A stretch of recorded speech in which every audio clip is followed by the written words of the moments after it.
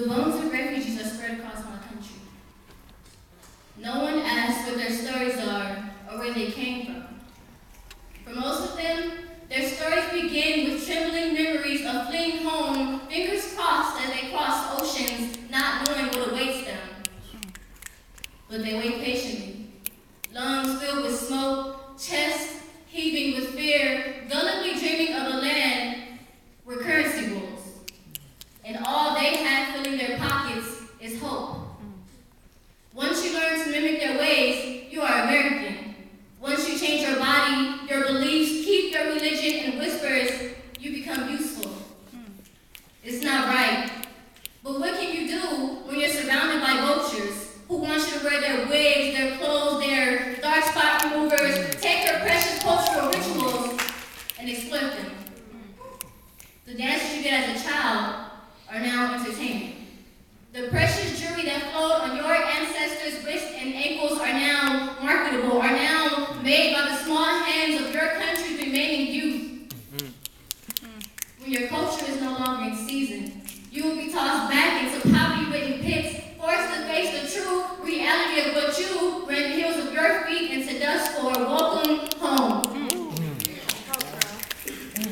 Home, where me and my family stood at 5 in the morning while men we trusted to protect and serve, aimed rifles at our backs.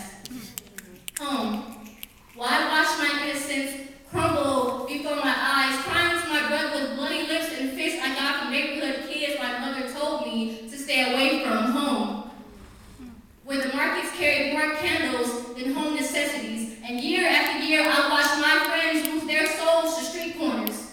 Each death duplicated the last. Gunshots thundering, then piercing silence as we waited for the familiar screams to begin.